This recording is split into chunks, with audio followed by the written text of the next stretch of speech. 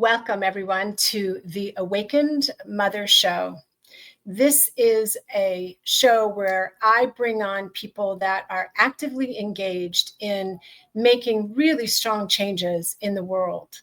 So just pull up your chair, grab a tea or a coffee or water and your journal, because especially today, we are going to really go into some really important topics for you to know so that you can take care of your family. I'm really, really honored to have on the show today Steve Jarvis, who is a fifth-generation farmer from East Texas. He grew up in an agrarian family, with his family, Bob Jarvis, being the head of the ASCS Agricultural Office in East Texas, surrounded by dairy, beef, cattle, and row crop farming. He learned from the old timers how to maximize farm production and identify optimal times for planting, pruning, propagating, weaning, and castration using the phases of the moon. He left East Texas and moved to Burns, Colorado to start a fishing and hunting guide service on the Colorado River. And during that time, he helped build the first homes in Vail, Colorado, and then helped local ranchers push cattle out of the Flat Tops wilderness area. He returned to East Texas and started the first range-fed hog operation and helped write the rules for organic meats for the state of Texas. He's going to talk about this because I'm going to ask him about it. He faced a major 7-year health crisis and was sent home from the Mayo Clinic to die at the age of 26. However, through learning biblical truths, nutrient-dense food, prayer, and determination, he healed himself and authored 2 books on healing, which you will have the links to. So he is so amazing, and there's so many different details I want you to know. And what's really important is I want you to know that in late 2024, Steve submitted a U.S. Regenerative Small Farm and Food Act plan for MAHA to create small, sustainable, regenerative agriculture to rebuild and sustain the country's food source for national defense, bring health back to the nation, and strengthen the economy. He and his wife, Lynn, currently manage 120 acres in Idaho, where they've let the ground rest for 6 years and have developed a 1.5-acre garden producing over 3,500 pounds of food annually. He's also mastered the art of butchering, canning meats and vegetables, and rendering tallow for healthy living. He's amazing, and you are going to really learn a lot from him. So please help me welcome Steve Jarvis to the stage. Hi, Steve. Hello. Thank you for having me. And just so you know, I punch a lot of people in the face in social media, not real life. I have a little scar here. My dog and I were playing fetch last night, and he scuffed me up a little bit. So no, I haven't been in a fist fight, but I am in a lot of fights. I'm in the weather modification fight. I'm in the saving a ranch down in Montana fight. I'm here in a fight to save, America's food, bring back the agrarian culture. So yes, I am in a lot of fights, but not a real one. Well, I think of it as standing. I think that you're a really powerful stand for the earth, right?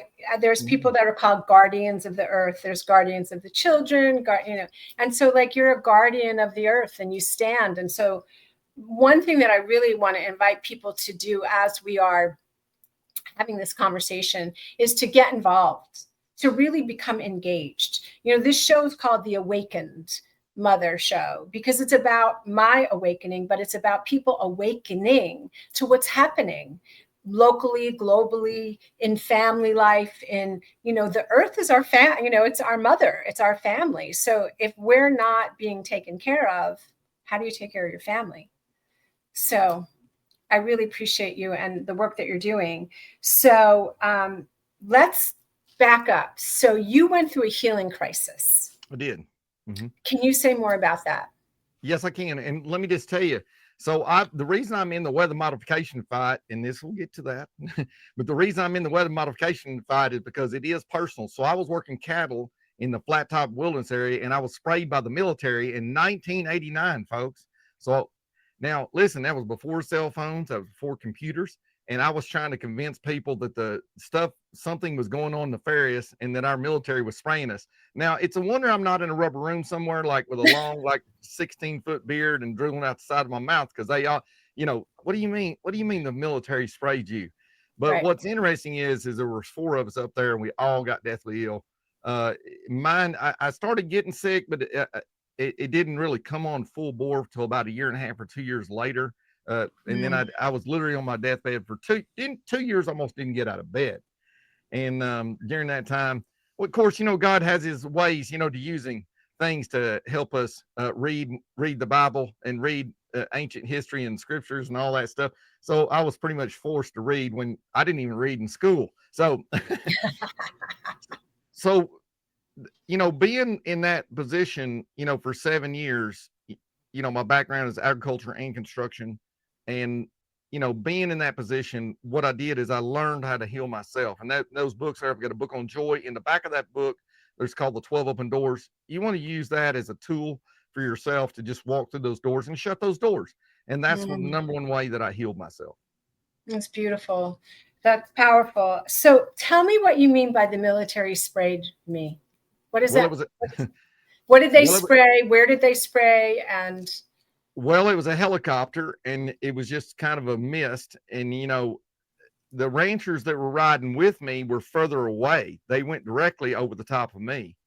Now, my best friend was riding horseback there. He was way ahead of me and a little to the left, and he didn't get direct, but it took him 24 years to get over mental illness. And for me, it was 7 years. The other 2 ranchers, it took them 4 years to get over their illness. But I was sent on a Mayo Clinic, and they had said I had some disease with a name that was like from Africa that was, they'd never seen in humans before, and they had no idea how to treat me. And when I told them I was sprayed by the military, the last day in the hospital, they put me in a room and locked me in there and asked me like 988 questions on why did I do so much drugs. So I was ready to get out of there and go home. I was like, well, if I'm going to go to the bone pile, at least I'm not going to be accused of stuff I didn't do, right? Isn't it remarkable that you have this firsthand lived experience where you were sprayed, and I'm imagining that your friends also knew that they were sprayed.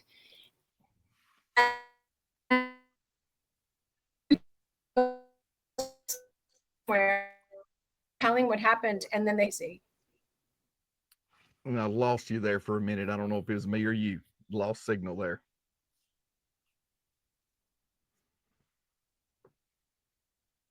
Okay, that's weird. You can hear me now? I can hear you now. There you go. Okay, I'm back.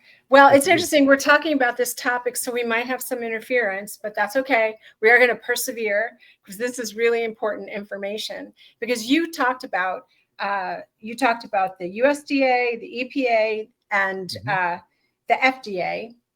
You talked about them undermining the work that you're doing, people that seem like they're on the right side, and then they're undermining it. And then you talked about, I was listening to something where you talked about WMO. Yeah, the WMO.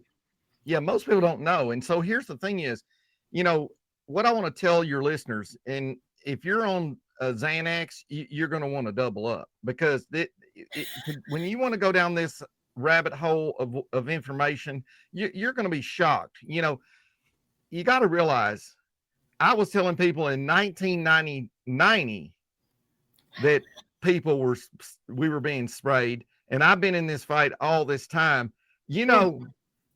Only in the last few months have people believed me.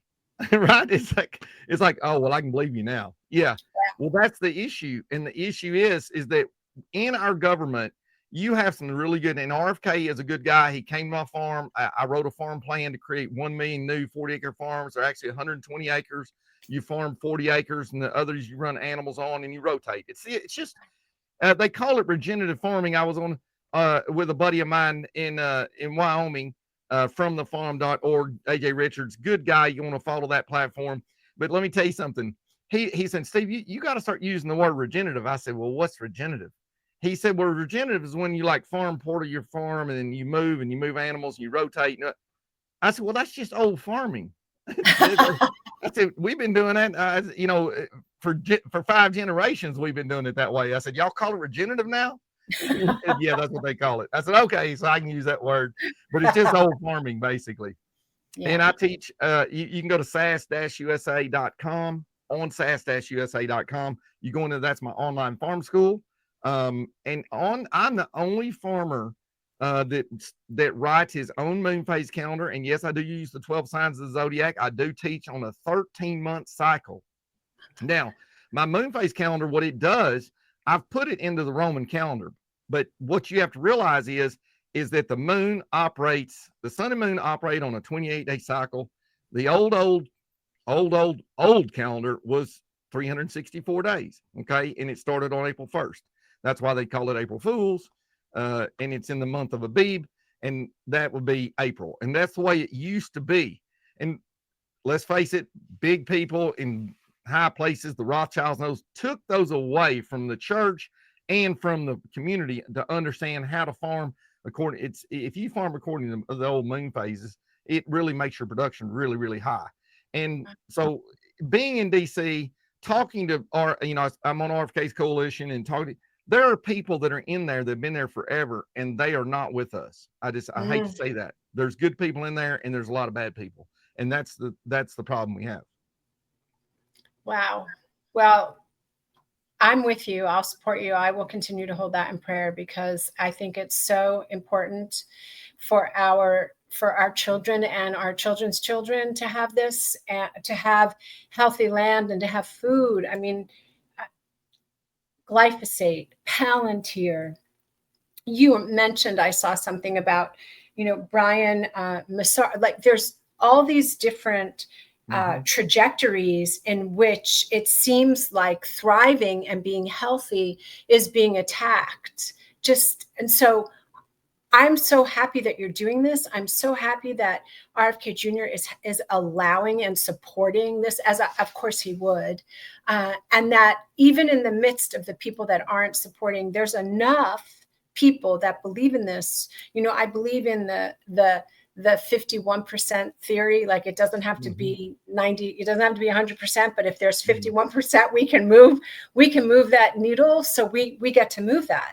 And the only way you can do that is by having a conversation with you and learning what you're talking about, listening from your research and experience. Like, for instance, Palantir, East Texas, the flood.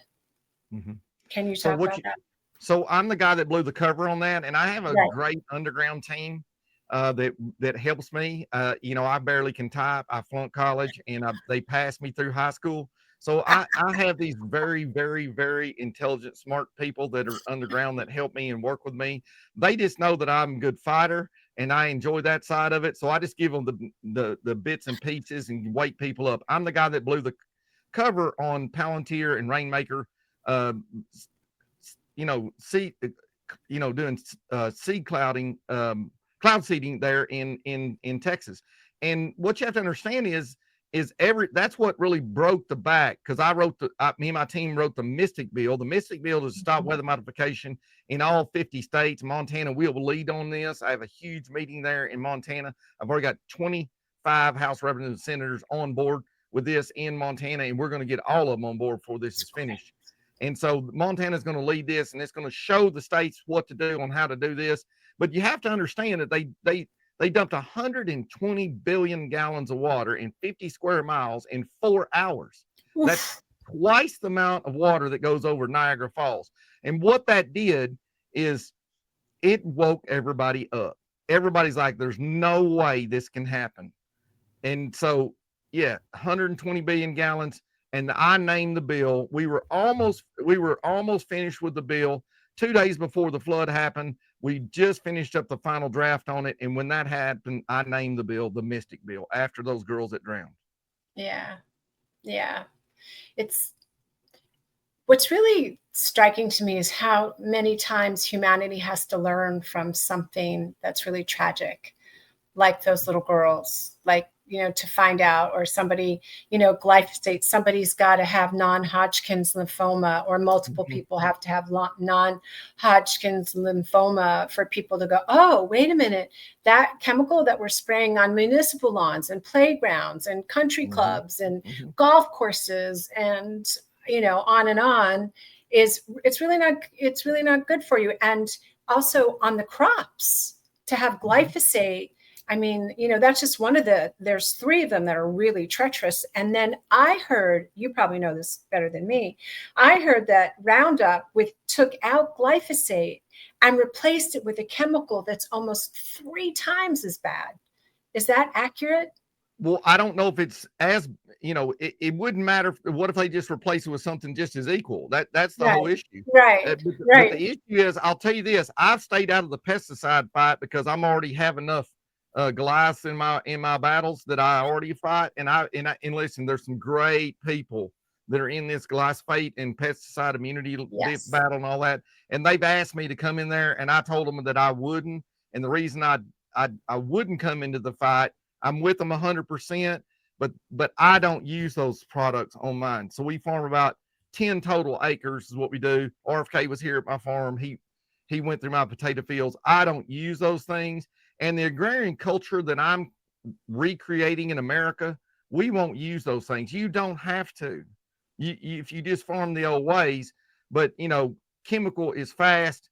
It doesn't need near as much labor. And it's giant ag, basically, is what it is.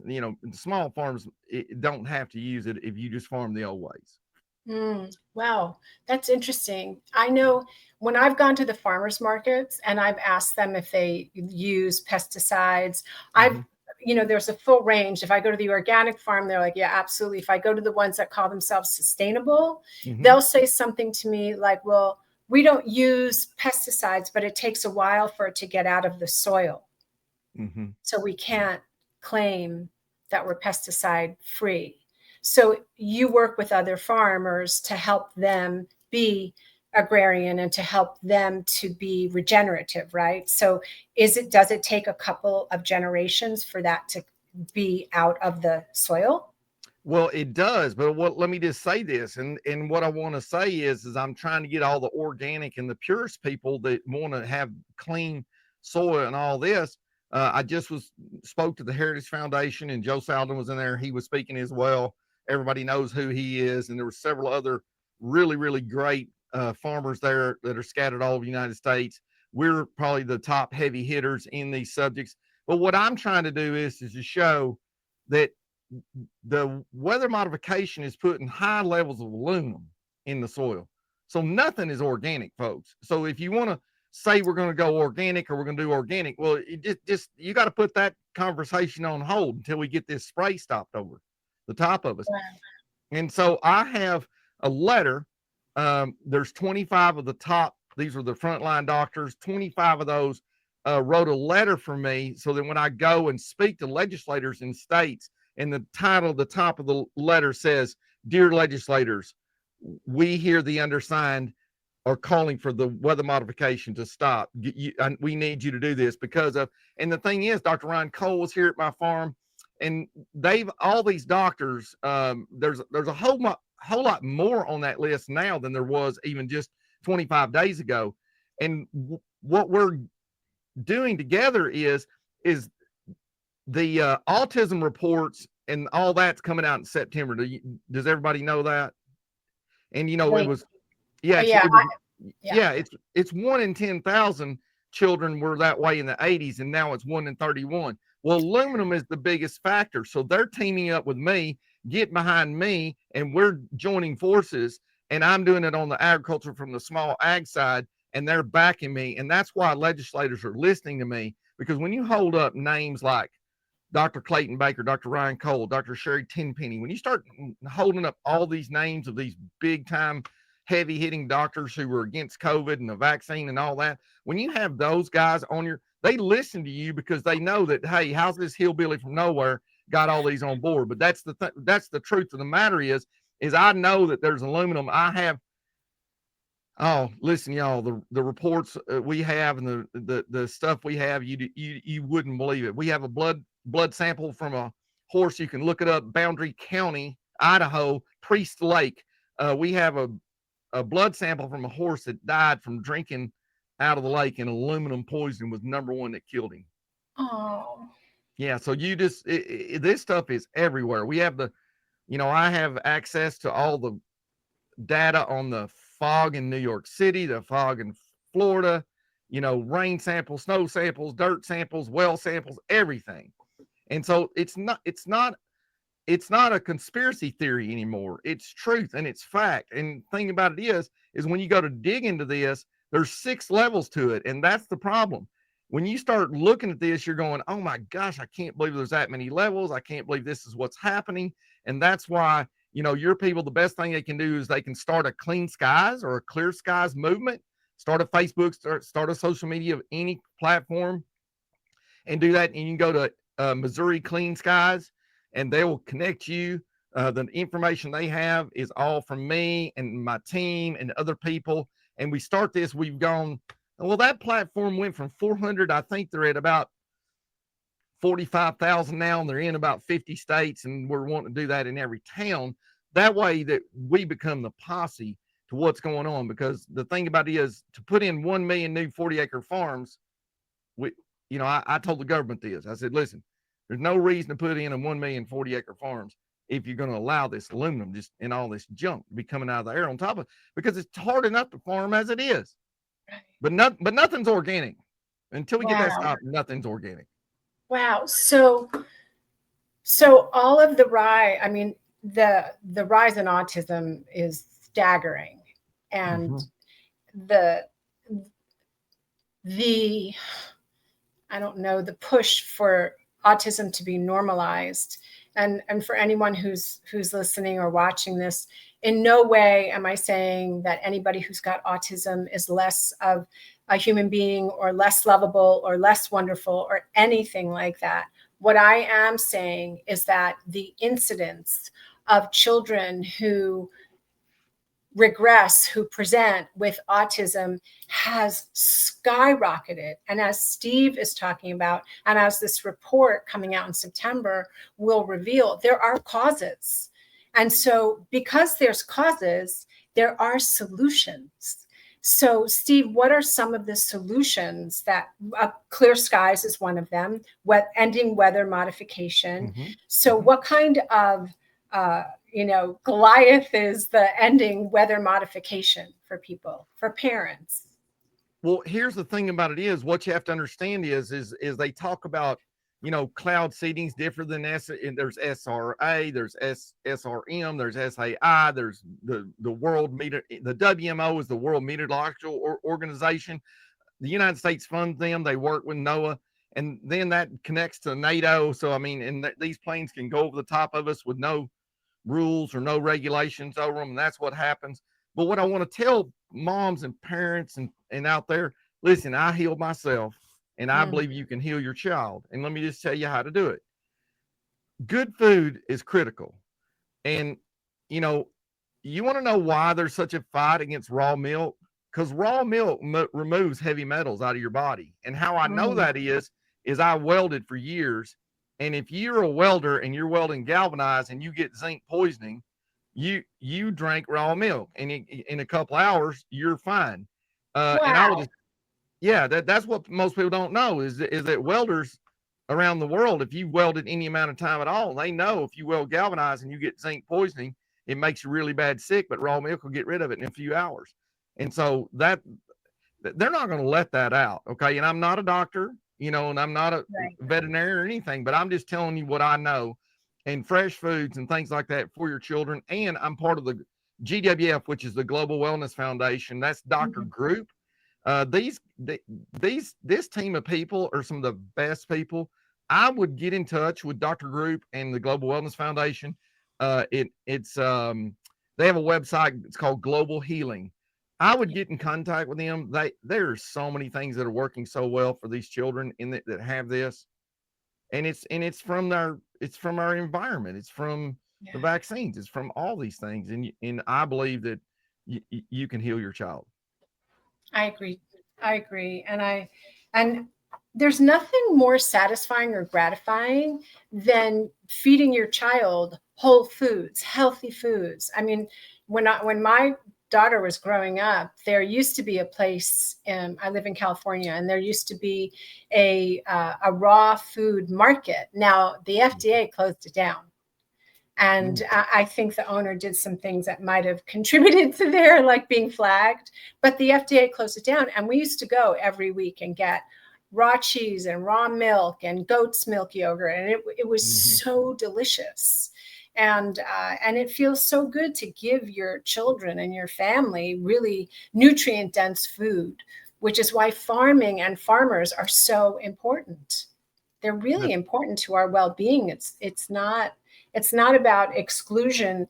And what's so fascinating to me when I was listening to you talk was how the DOD and the DOE and national science, it's like it's so incestuous, and it's such a lie to the American people, to the world citizens. Like you were saying, everybody knows about the WHO, but do people know about the WMO in Switzerland? Can you say more about that? Because that one was like for me. Well, the thing about it is what you have to understand is there's always these 3-letter agencies, and I've learned so many of them in the past few months that I'm almost calling my dog by 3 letters.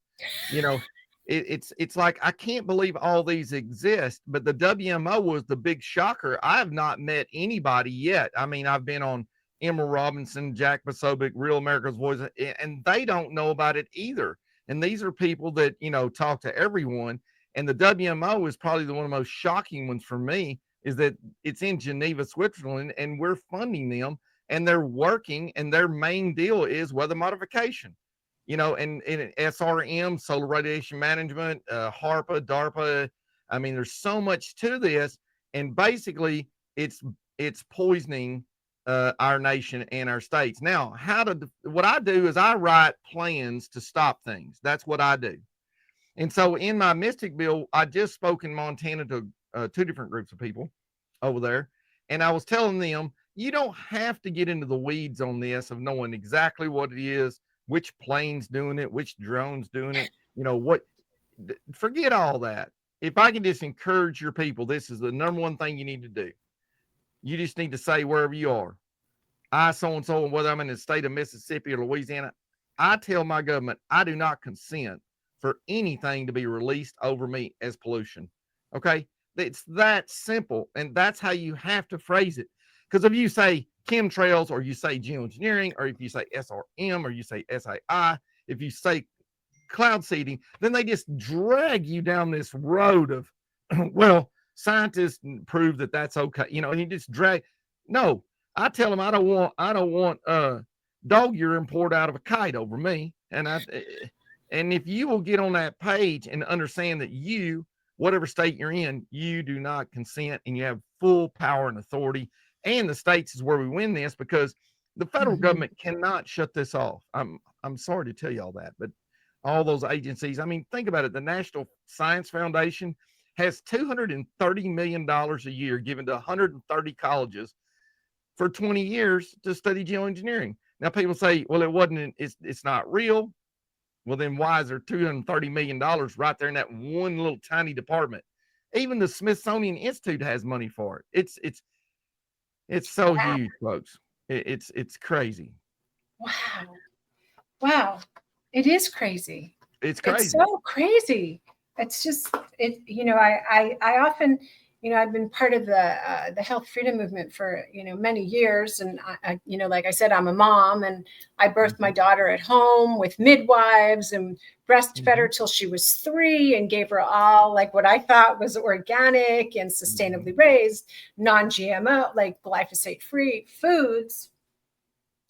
And sometimes, I have been through these moments where I meet somebody who's got all this information, or I listen to people, and I just sit and I think, this is not the way it's supposed to be. Like, it's not. We're supposed to support one another. We're supposed to help each other thrive. That's what it's about, right? Healthy parents, healthy children, healthy earth, clean air, clean food, clean. And I think, okay, so something is out of balance. And I mean, you're so close to nature. You know that when something is out of balance, it affects everything. Everything. And actually, the word I use is order. It's out of order. Right. And if you bring things into order, things heal themselves, things get well, nations, states, communities get blessed.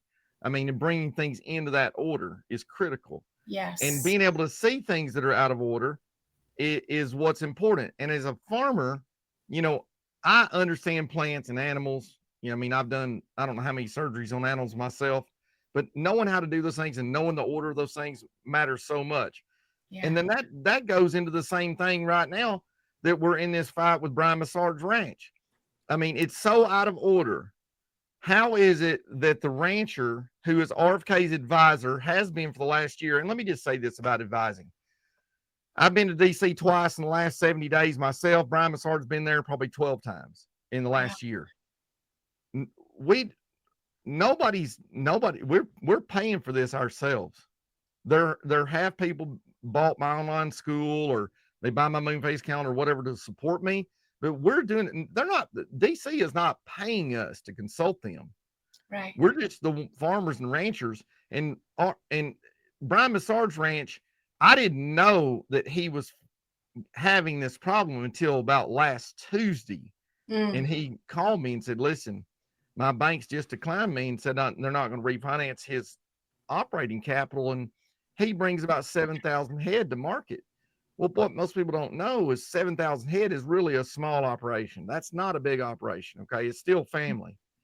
But, it takes about $2.5 million to feed those animals and to operate those, to bring those to slaughter. It's a very expensive, and they only sell one time. It's not like you're getting a paycheck every week and they sell one time.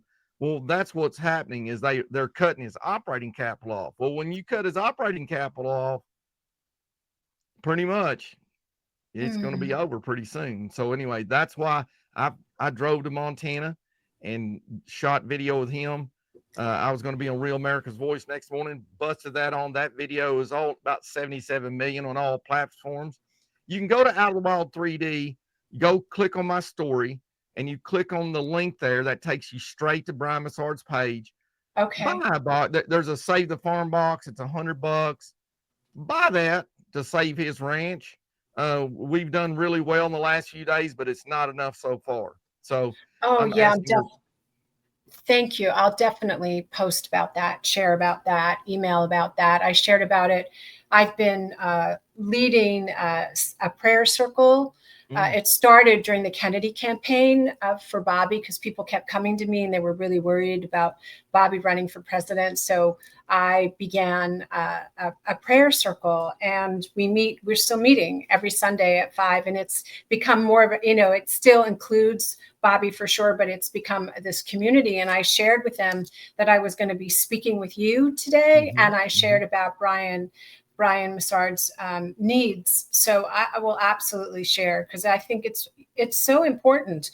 And it's so funny. I laugh because I grew up in the suburbs, like the city and the suburbs. I'm not a camper like my husband and daughter. Like, they love camping. It's not like I haven't really experienced the joy and the bliss that they experience doing that. And yet I love the earth. And I love animals and I love people. And I'm like, we have to do this to help each other and to help farmers that are so close to the earth. And I was thinking about this before we got on. And, years ago, I was a publicist in the entertainment industry. And one of my clients was Ava Gabor, and she did Green Acres. And I thought, wow, isn't this kind of like full circle of like her? Do you remember who she is and what I'm talking about? That show about with Eddie Albert Jr., Eddie Albert. So I think about, I have a real passion for this, for us supporting the farmers, supporting Bryan, supporting, Molly and Ryland, and all the people, Gabe Brown, all the people like yourself that are so close to the earth, that are providing sustenance. That's right. Yeah. And let It's me like, just say this too about Bryan. Not only has Bryan been RFK's advisor for the last year, Bryan Massard is the rancher that is responsible for the dietary guidelines that have been flipped. That is already done. That's about to be announced October the 2nd. I mean, the food pyramid is being inverted, and this is going to affect every American's health, and it's going to add money to cattle for every person across the United States. So this ranch, not only has he done the advising to RFK, he's the rancher that got the dietary guidelines changed. And let me just say this too about organic versus sustainable. okay. I was up there at the ranch with Bryan. We went up to check a spring that he was putting in for watering cattle, and bears had attacked 6 calves. They killed 4 calves, and there were 2 calves there wounded bad. Now, he gave those 2 calves penicillin. Now, you got to realize this is the middle of nowhere. Right. If you don't give those calves penicillin, those calves are not going to live wounded that bad. It's just not going to happen.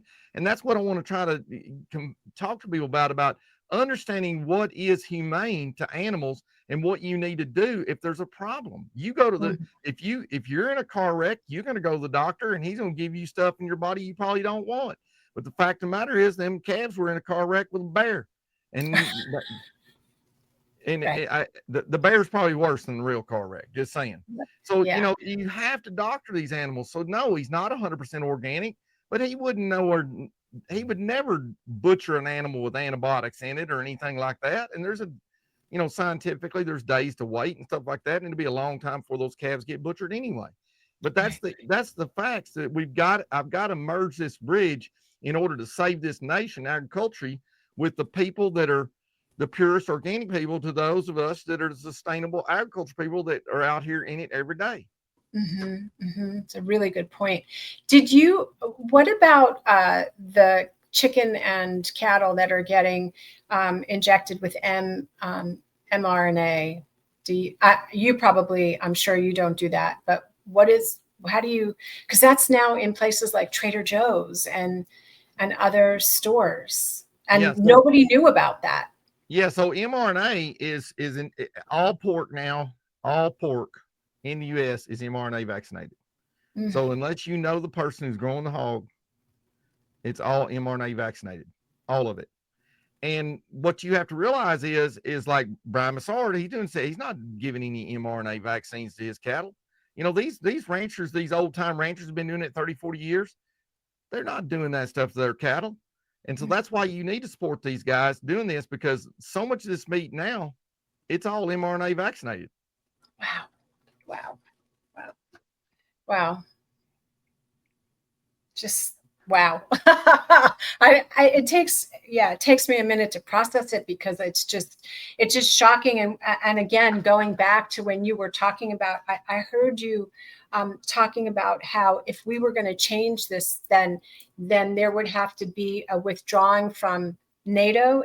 You rolled it out, and I was like, I got to get my paper, and like rolled out. You said if we change this, then we have to remove from NATO, and Trump would have to do an executive order. Can you say that again? Repeat what you said. Okay, so so the states, what I do want to say is that the states can stop weather modification. If we get 33 states to stop weather modification, we can get this done across the entire nation. Okay, 33. It's states' rights, and the Mystic Bill is what will do that. Now, in order for the federal government to stop weather modification, it's so deeply entrenched. There's 15 agencies. Okay, there's HHS, USDA, the NSF, the Smithsonian, there's NASA, there's all these agencies. They all have money in them, okay, for weather modification. So you would have to get all those to agree to give up their money. And then you have the military industrial complex. So that means all your generals, all your admirals, all your military leaders, they would have to agree to give it up. And then you would have to also get the WMO. You'd have to leave the WMO. And what that means is you would have to leave the UN. Well, That's real. then if you're going to leave the UN, then what you have to do is you have to leave NATO. We are the North Atlantic Treaty. We did that, set that up with the Baltic states and for Russia. We're not leaving. We're not leaving NATO. Okay, folks, that's not happening. But then Trump would have to do an executive order, and not only that, you would have to have the House of Representatives and the senators. You'd have to have 2/3 or more majority of vote. Do you think that's going to happen, and they're going to give up all these trillions and trillions and trillions of dollars that they're at their fingertips? It's not going to happen. So that's why I'm fighting on the state level on that for the Mystic bill, but then on the federal level, I'm working on the farm plan. Oh, God bless you. God bless you for that. Can you say, I know we were talking before, you said that in the farm bill, the number one is the mystic. So That's can you right. say what's in there so people can understand that as well? Yeah, so in my farm plan, number one, it's actually not the Mystic bill. It just is labeled as stop weather modification because the Mystic Okay. bill is not a federal bill. The Mystic bill is a state bill. Okay. And then you just goes down through there. Acquiring land is then one of the next steps. We've had 146% increase in foreign owned farmland in America since 2013. And let's face it, they're buying these ranches and farms up as fast as it can go. China's a big one, Russia's a big one. And the Packers, Smithfield Foods is owned by China. They butcher about 60% of all the meat in the United States of America. So what you have to understand is taking possession of these foreign-owned lands is critical in order to recreate the agrarian farmer in America. And then Wow. the farm plan gets it gets more in the detail, and folds on out. But that's the gist of it is the government does it. It's called a war plan. It's you develop the farm corps, and the farm corps will be like the Army Corps of Engineers. People literally go into boot camp. They have to go through that. Farming is hard. Now I will say that I'm working with a private sector group as well that want to launch my farm plan on a smaller scale. I'm working with them as well. I have a finalized meeting tonight with them. They're wanting to go ahead and crank this off and do this on a smaller scale, but you can go in and basically just look at if you go to my farm school is $2,000, but you can buy different parts of it at different times of the year. But my entire school is $2,000. I'm the old part of the row crop farmer. There are basically four types of agriculture. There's the gardener, the homesteader, the row crop farmer, and then there's giant ag. The row crop farmer is the one that has disappeared. We're the ones that are becoming extinct. And that is what made the nation strong because a 40-acre farm can easily produce 500,000 pounds of food easily. And so that's what I'm trying to bring back is that small farm that is the old row crop farm. Thank you. Thank you so much for that. Thank you for your work. And I will make sure that your link is in the show notes, and I will make sure that people go to your Instagram and go to Bryan to support that. That's and right. Is there anything else that you want to share with people before we pause for today? This is the main thing, folks. We've got to save this ranch. If we lose this ranch, can you imagine what the rest of the ranchers and farmers across America will think? If you lose the ranch that is the advisor to RFK and the rancher that had flipped the dietary guidelines, something is nefarious going on, folks. Right. Just saying. And that I know that it'll be very, very detrimental to the mindset of the rest of the ranchers and the farmers in America. Yeah, absolutely. And I'm imagining that Bobby, is doing what he can within there, because I understand that, just the goals that he's had and the things that he would like to have happen. I know that there can be a lot of resistance to that. So That's right. I'm sure that he's supporting as much as he can. So Yeah, thank and you you. can just go to Idlewild 3D on my Instagram and just click on the story there. The link's there, and it'll take you right to his page. And I'll tell Okay. you something: RFK is a good guy. He is. He's I got a lot of agree. opposition. You got a lot of opposition up there, but he's helping us. He is steadfast and unwavering in his vision. And so And I'm so grateful for you, Steve. Thank you for the work that you're doing and for being here. And I look forward to having more conversations, and I will make sure that everyone knows how to connect with you. So thank you. Thank you. Thank you for being with us. Thank you for sharing. Thank you for going to DC so many times. And I'll be right with you. So everybody, I am just really hopeful that you took notes and that you will listen to this again, that you will share this with your friends, with teachers, with all the people that you know, so that we can support both Steve and Bryan in going forward and supporting us. We really are interconnected, so we want to help each other. And for today, that is it. Remember that you are powerful beyond measure, loved beyond description, and a force for good in the world. So go forward and spread your magic. Bye for now.